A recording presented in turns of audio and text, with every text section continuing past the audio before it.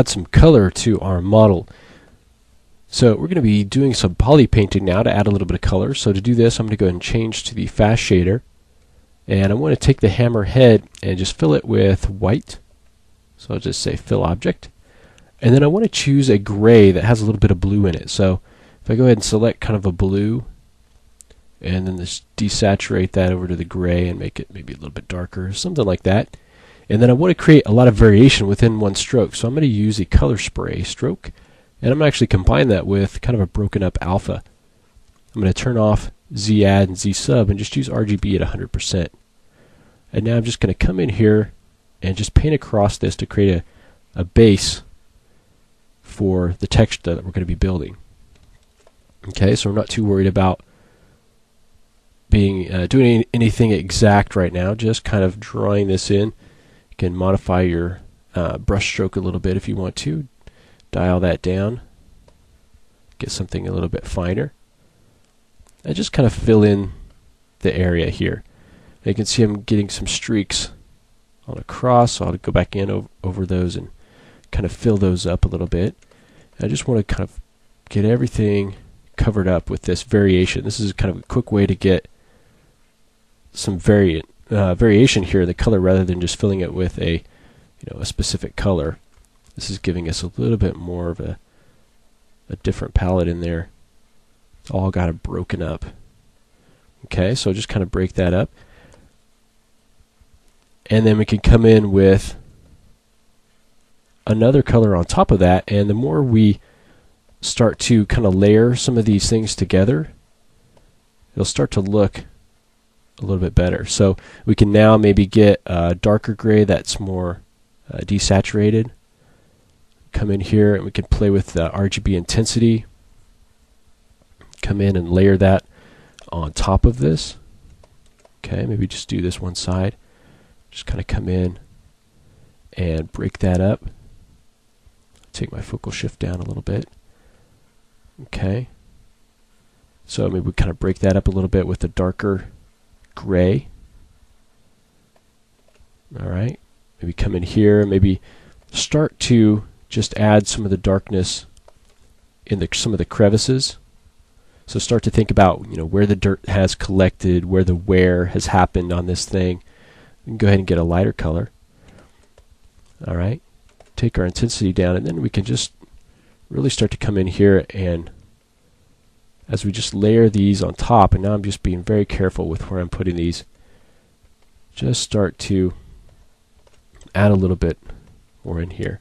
And if this is a little bit too blue, you can kind of go back in and just layer on top of that blue until you get to the point where it's a little bit less blue for you. So come in here with some of this light color.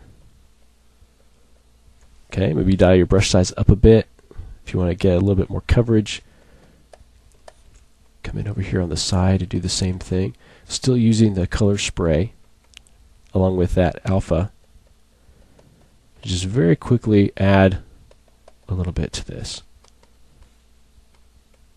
Alright, come across here. Then we could go back in with a darker color, and then just start to layer that on top of each other. Alright. So just layering these colors back on top of each other. You could go back in with that blue if you wanted to and start to layer that back on top. Start to think about some certain areas. Maybe this is a little bit darker in here. Maybe this is a little bit lighter. Maybe you can go ahead and play with some different alphas to give you a little bit different look. Okay. You can also come in with a really dark, kind of a black with a low intensity, and just start to paint in some of the crevices, and you can really start to add a lot of depth to this, almost like you're painting in occlusion in a way, but it's more like where the dirt has collected. So anywhere that's kind of the crevices in here, you can kind of paint inside there. Come in on the inside of the skull, and paint those in. It's gotten kind of dirty inside there. Inside the eyes, inside the nose, kind of emphasize that, maybe along the teeth as well. Gotten kind of dirty there. Okay, just think about where that dirt is going to be collected. All right, up here, you may want to get kind of a lighter color, and in the center here is where this is actually kind of worn off.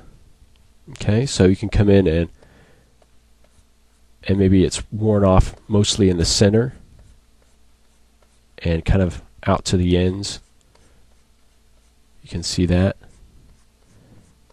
Just kind of create some streaks out to the side with maybe the center as the lightest area where this has been hammered the most. So just kind of have some fun with it.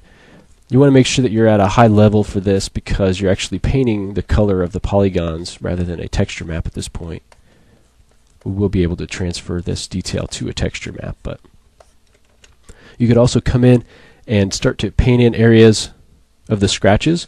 One other thing that you could do is to actually choose a color and then go back to your slash, and you could actually start to sculpt that slash in with color if you want to do that as well. Okay, that makes sense. So you can kind of add color and the slash at the same time if you wanted to do that. Otherwise, you can go back and start to just continue to fill this in. Maybe some of these scratches are older and they've kind of collected some dirt. You know, just think about the usage of this thing. So we've got maybe some dirt collected in these guys up here and so forth.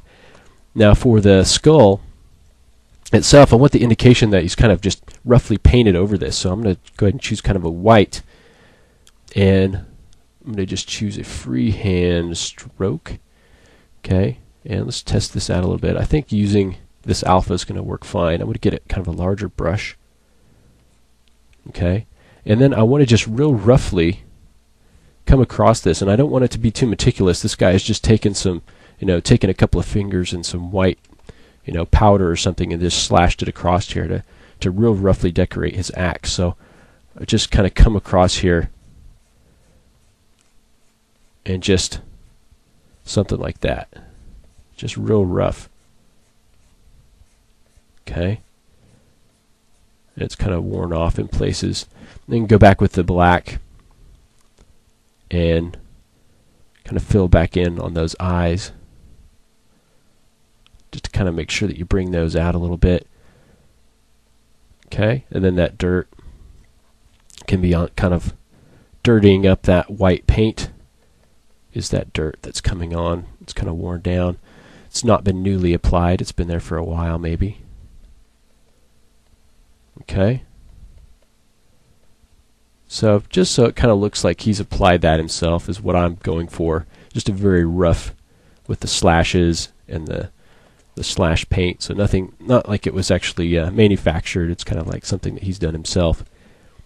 Now for the spike, I'm going to go ahead and fill that with white.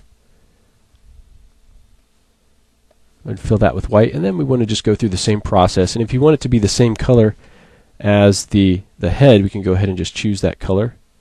Okay, go to our color spray, and then we can just start to just fill that in the same way that we did the head of the axe. Okay, maybe get a little bit of more of a blue. Okay, maybe just fill that in lightly.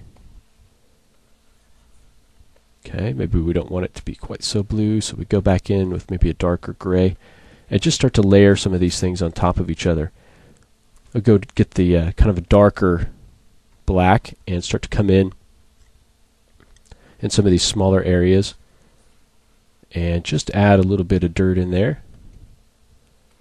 Okay, down here where this is connected, add a little bit of dirt here. Okay, down here as well. Alright, I just kind of dirty this thing up a little bit.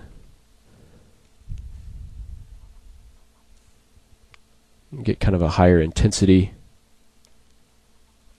And play around with the resolution that you have if you got something that is not coming through as well. You can also get it kind of a red. Maybe it's kind of been in battle and you want to create a little bit of the, add Kind of blood on the end there.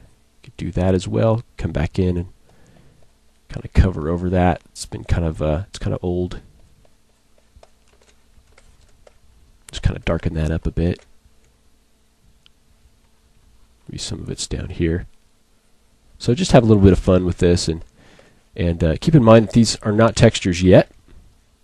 Again, we're just coloring the polygons themselves. So once you've got your poly paint done on this, go ahead and save your Z tool, and then in the next lesson, let's look at how we can use existing textures to help color and actually also help deform our model. So we'll look at how we can do that on the shaft of our hammer. So we'll go ahead and do that next.